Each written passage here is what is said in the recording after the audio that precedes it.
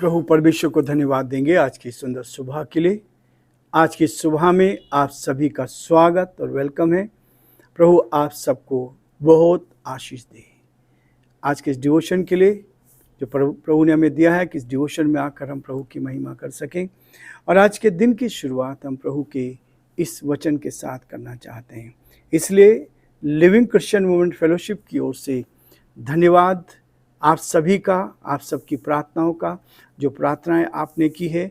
और मैं धन्यवाद देना चाहूँगा प्रभु का कि प्रभु हमें बचाता है, हमारी रक्षा करता है। पिछले दिनों एक हादसा हमारे साथ हुआ।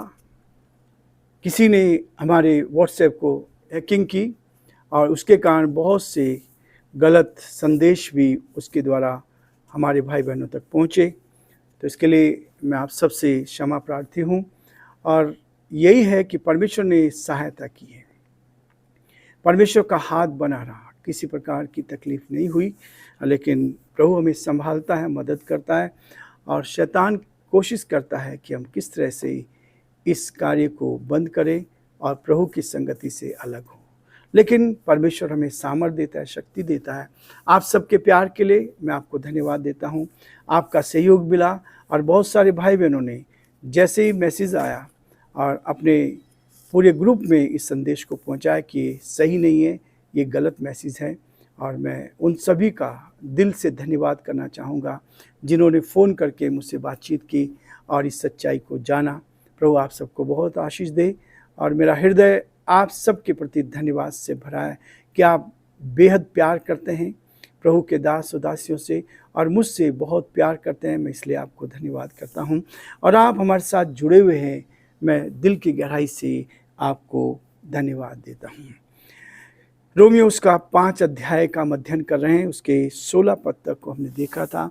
आज मैं आपके सामने 16, 17 और 18 पद को पढ़ना चाहता हूं, ताकि इस वचन के द्वारा हमें तसल्ली मिले, शांति मिले, और पूरा दिन हम सब के लिए आशीष का दिन बन जाए।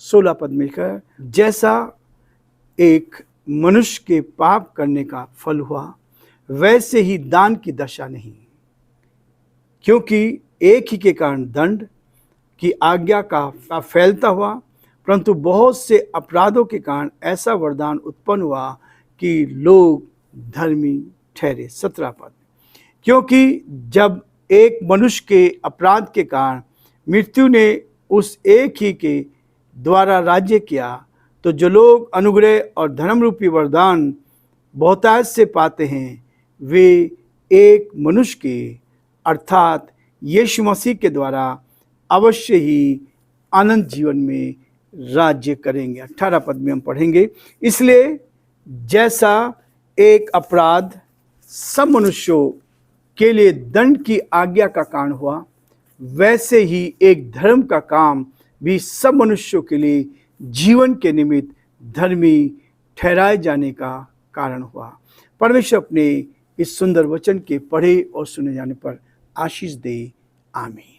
दुआ। प्रेमी और दयावान परमेश्वर, हमारा हृदय आपके प्रति धन्यवाद से भरा है प्रभु, कि आपने हमें आज का सुंदर दिन दिखाया। धन्यवाद देते हैं पिछले 3 दिनों के लिए, मंडे से लेकर प्रभु बुधवार तक प्रभु आपने हमारी मदद की, सहायता की। हम आपको धन्यवाद देते हैं। आज थर्सडे का दिन आपने दिया ताकि आज के दिन में हम आपके वचन का अध्ययन कर सके, आपके वचन को अपने हृदय में ले सके, आपके उन उपकारों को जो प्रभु जी आपने हमारे जीवन में की है, हम उसके लिए आपको धन्यवाद दे सके। अंधकार की सारी ताकत से बचाए, शैतान के उन सारे गुलामी से बचाए प्रभु जी, जिन्होंने प्रभु जी विरोध करने की कोशिश की, जिन्होंने पिता परमेश्वर गलत तरीके से काम करने की कोशिश करी, परमेश्वर उन सब पर आपने जीत दी। हम धन्यवाद देते हैं। हम जानते प्रभु आप अनुग्रहकारी परमेश्वर हैं। हम जानते प्रभु आप अपनी महिमा को प्रकट करते हैं, अपने लोगों को बचाते हैं, अपने लोगों की रक्षा करते हैं, अपने लोगों को आगे ले जाते हैं, ताकि परमेश्वर आपके लोग आगे बढ़ते चल जाएं। हम धन्यवाद देते हैं आपके वचन के लिए प्रभु। आपका वचन कहता है, जब तुम नाना प्रकार की परीक्षाओं में पढ़ो तो उसके बड़े आनंद की बात समझो। और पिता परमेश्वर हम धन्यवाद देते हैं कि जब समस्या आती, परेशानी आती, कठिनाई आते, तो परमेश्वर आप में उत्तम आशीष देते हैं। इसके लिए मैं आपको धन्यवाद, आपकी स्तुति करता हूं।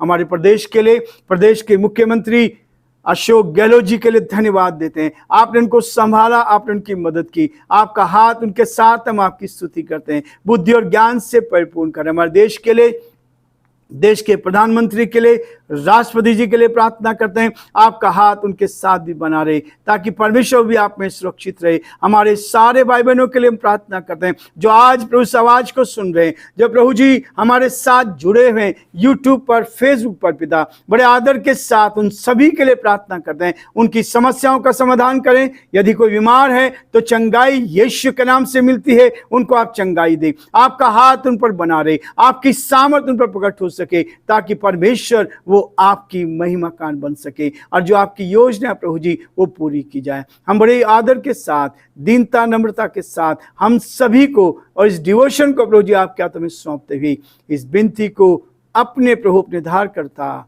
यीशु मसीह के नाम से मांगते हैं, आमीन।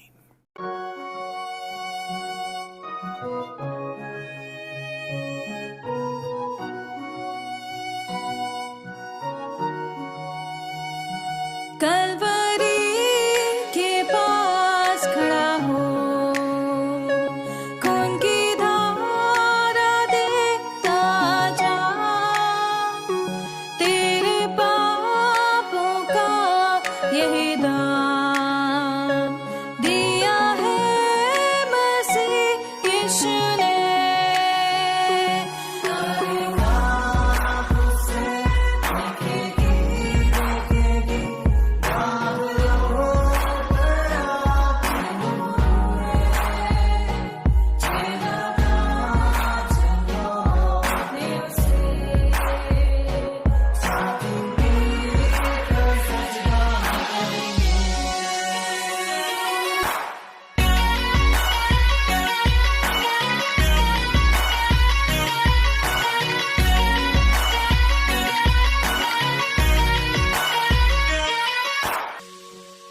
ये हुआ सब तेरे लिए, तूने भी उसे छेड़ा था, फिर भी प्यार से वो बुलाता। जाता क्यों नहीं तू उसके पास, फिर भी प्यार से वो बुलाता। जाता क्यों नहीं तू उसके पास।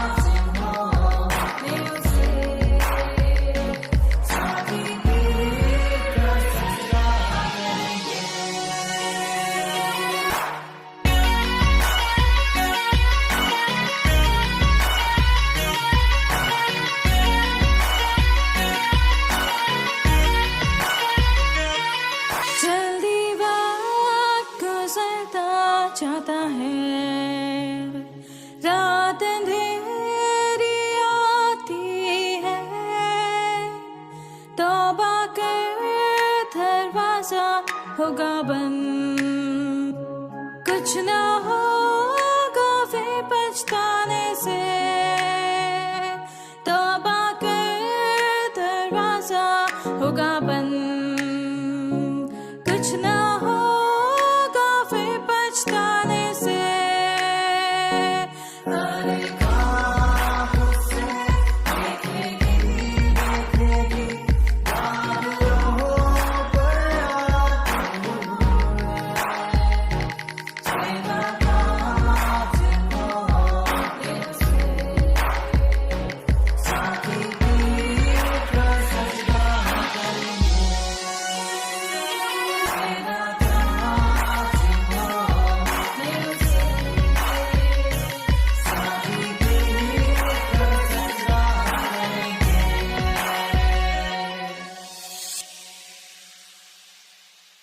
प्रियो, हमने इस बात को देखा था कि एक पहले मनुष्य आदम के द्वारा पाप इस दुनिया में आया। उसने परमेश्वर की आज्ञा का उल्लंघन किया। उस फल को, जिस फल के खाने के लिए परमेश्वर ने मना किया था, उसको उसने खाया और पाप जगत में आ गया। और वहीं से उसकी सारी संतानें आज पाप से ग्रसित हैं। हर इंसान के, हर समाज के जीवन में पाप पाया जाता है। जो मनुष्य इस पृथ्वी पर जन्म लेता है उसके अंदर पाप है, लेकिन परमेश्वर हमें पाप की मजदूरी मृत्यु में रहने नहीं देता है। परमेश्वर हमसे प्यार करता है। जिस परमेश्वर ने इस सारी सृष्टि को बनाया, आदम को बनाया और हम सबको बनाया, उसके लिए परमेश्वर के दिल में एक प्यार था। बचाने के लिए दूसरा आदम इस पृथ्वी पर भेजा गया। पहले आदम को मिट्टी से बनाया और मिट्टी से बना के परमेश्वर ने अपनी आत्मा को, अपने जीवन को, अपने स्वभाव के उसके अंदर डाला। वो आत्मा उसके अंदर डाल दी और वो जीवित हो गया। लेकिन अब दूसरे आदम को इस पृथ्वी पर लाना था मनुष्य के रूप में। परमेश्वर ने अपनी आत्मा को मरियम की कोख में डाला और वहां पर यीशु मसीह बढ़ता गया। और जब समय पूरा हुआ तब प्रभु यीशु मसीह को इस पृथ्वी पर जन्म लेना पड़ा। और ये दूसरा आदम जो जीवन लेकर आया, जो मृत्यु को हरा कर जीत का जीवन लेकर आया, ताकि हम मृत्यु से बच जाएं और मृत्यु से बचकर प्रभु की निकटता का एहसास कर सके। हमने इस बात को देखा था। इसलिए आज 17 पद में लिखा है, तो ऐसी दशा में उसका करने वाला मैं नहीं वरन पाप है। आज जो पाप हमें से गलत काम करा देता है, पाप है जो हमें उस रास्ते से, सत्य का रास्ता है, उससे भटका देता है, वो हम नहीं हैं। मनुष्य के अंदर वो पाप है। शैतान की वो आत्मा समा जाती है और आत्मा के द्वारा हम गलत काम कर बैठते हैं। कोई मनुष्य अपने आप में गलत नहीं है, लेकिन दो पावर काम कर रही है। एक ईश्वर की पावर है, एक शैतान की पावर है। शैतान ने हमें अपने कब्जे में लिया हुआ है, अब उससे हमसे गलत काम कराता है। इसलिए 17 पद कहता है, तो ऐसी दशा में उसका करने वाला मैं नहीं वरन पाप है, और पाप की मजदूरी तो मृत्यु है। लेकिन प्रियो, उस पाप से बचाने के लिए प्रभु यीशु मसीह इस दुनिया में आया, जो मुझ में अर्थात मेरे शरीर में कोई भी अच्छी वस्तु वास नहीं करती है। मेरे शरीर में कोई भी अच्छी वस्तु वास नहीं करती है। इसलिए परमेश्वर का वचन मुझे और आपको इस बात के लिए आगे बढ़ाने की कोशिश करता है कि जैसे एक मनुष्य के पाप करने का फल हुआ, वैसा ही दान की दशा नहीं है।